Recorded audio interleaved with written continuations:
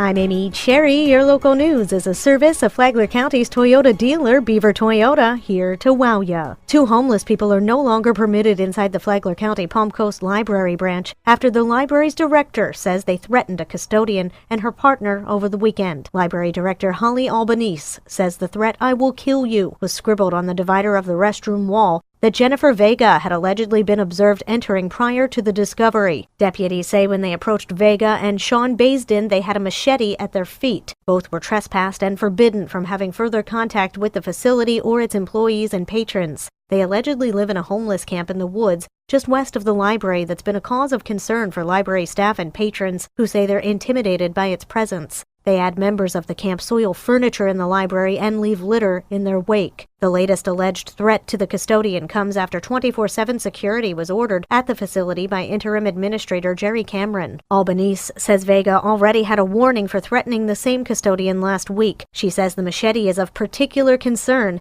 since a homeless man identified as Adam Souls was charged with murdering Fort Myers Beach Library Director Leroy Homerding in January. Vega's dog is also accused of biting Flagler County Commissioner Donald O'Brien during a visit to the homeless camp last month. O'Brien was bit on the leg and required antibiotics. Animal control was called in to quarantine the dogs.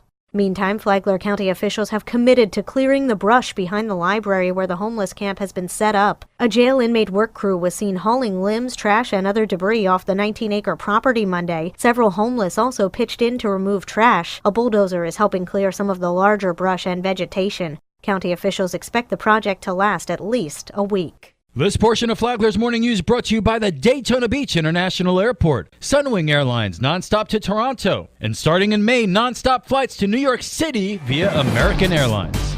A Flagler County grandfather is arrested on charges of DUI and child neglect. Tony Magoo reports. A Flagler County citizen called the Flagler County Sheriff's Office on March 9th to report someone weaving in and out of traffic lanes in a green truck. Deputies located a vehicle that matched that description, traveling at a high rate of speed, swerving into the grass and oncoming traffic on US 1. Deputies made a traffic stop on the vehicle, and when they approached, they discovered 58-year-old Michael Bennett in the truck with his 14-year-old grandson. Deputies administered a field sobriety test, which Bennett did not pass. He was transported to the Sheriff Perry Hall Inmate Detention Facility, where he was charged with driving under the influence and child neglect. "We have zero tolerance for driving under the influence in Flagler County," Sheriff Rick Staley said. "This guy thought it would be a good idea to spend the evening drinking in Daytona and then get behind the wheel of his car. He did not just endanger himself, but his own grandson and every other person on the roadways with him. Let this be a warning. If you're going to drive drunk in Flagler County, you will be arrested." For Flagler's Morning News, I'm Tony Magoo.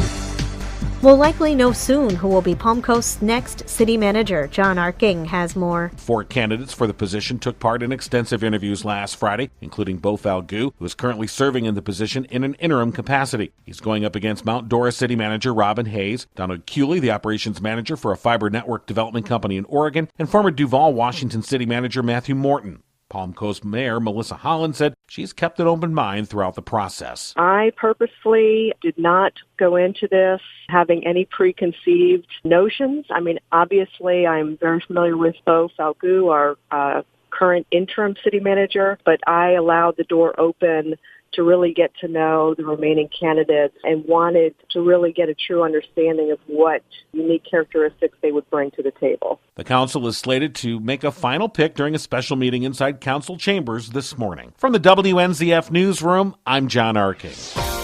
Could Floridians see lower cost health care? State Representative Paul Renner, who represents Flagler County and the surrounding area in the state legislature, says yes, you could. Renner's writing a bill called the Patient Savings Act, which will allow patients for shoppable services like that you would schedule out, like a knee or shoulder surgery, where you can find a lower cost, high quality provider. Renner said if the bill passes, patients who enjoy the savings could put that extra money into their pockets, cut health care insurance premiums, or even put the money in a health savings account. He said insurance companies and patients would partner under the new bill to cut health care costs. Tomorrow, more from Paul Renner, this time on the budget. From the WNZF Newsroom, I'm Deb Albertson. And now you're up to date on Flagler's Morning News. I'm Amy Cherry.